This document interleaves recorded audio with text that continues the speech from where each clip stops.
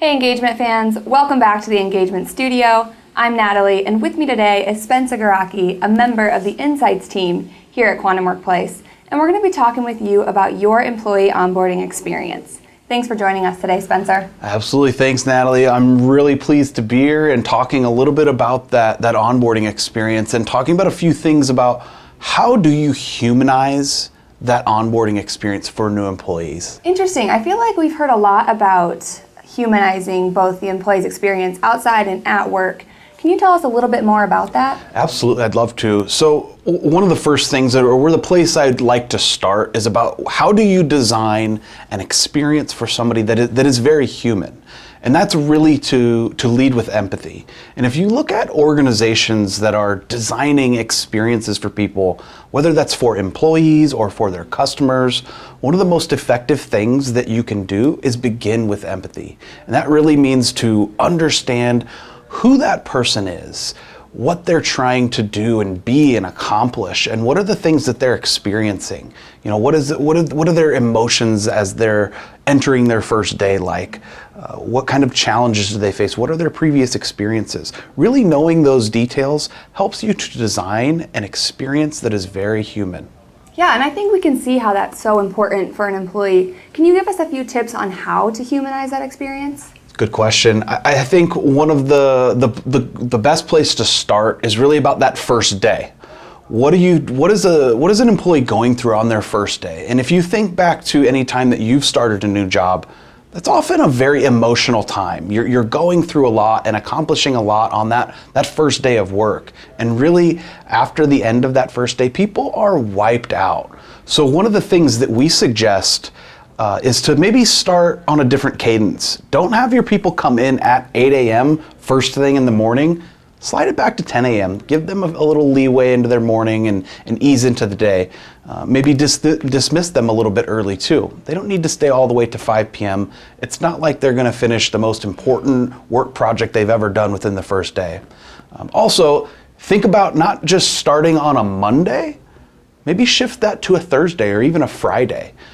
Think about not just the new hire and shortening that week, but also their teammates and their managers. Think how busy managers are, teammates are on a Monday. You really want that team to be able to contribute to that experience for the new hire, and moving that off of a Monday and into a Thursday or Friday is going to allow a little bit more flexibility with that. Yeah, I think even Mondays as a tenured employee can drag on quite a bit. Imagine like the overwhelming feeling you'd have as a new hire. I love that idea, start on a Friday. Any other tips you can share? Yeah, that's a good question. I think one of the main things that you have to do as it relates to really getting somebody started on a new experience is to facilitate real relationships. And so on that first day, that first week, it's imperative that managers and leaders, they provide time for a new hire to really establish real relationships, not just getting to know their teammates and what they do, the tasks that they're accomplishing and their job titles, but really who are those teammates? What drives them? Where do they eat lunch? What's the best place to grab a sandwich that's within walking distance of the workplace?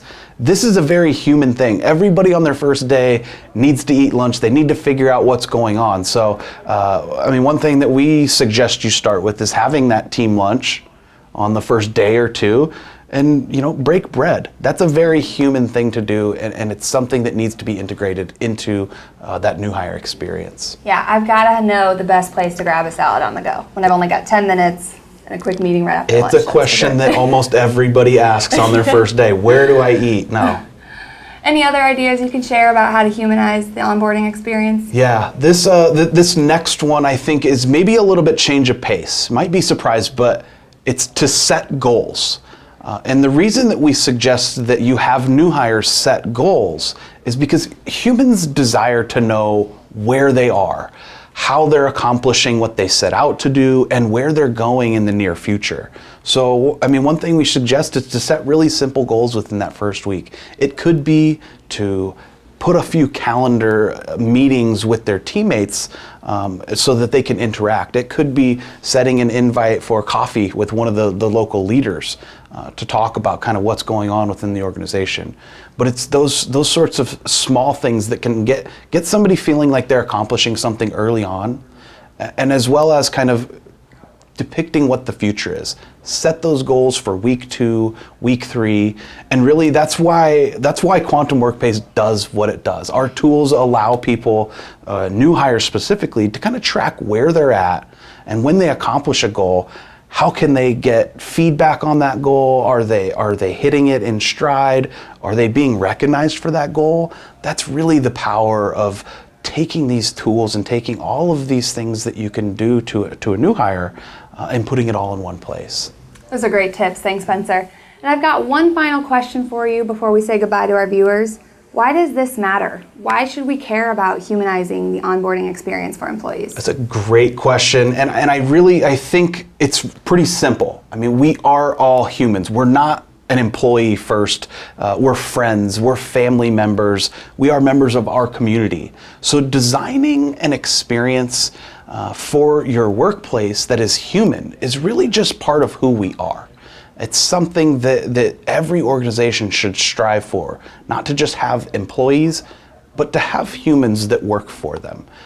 And after all, that really is the goal of any workplace, is to create a place where people want to be and want to spend their time.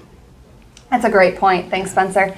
And that's a wrap on humanizing your employee onboarding experience. Now let's go make work better every day. Thanks, everyone.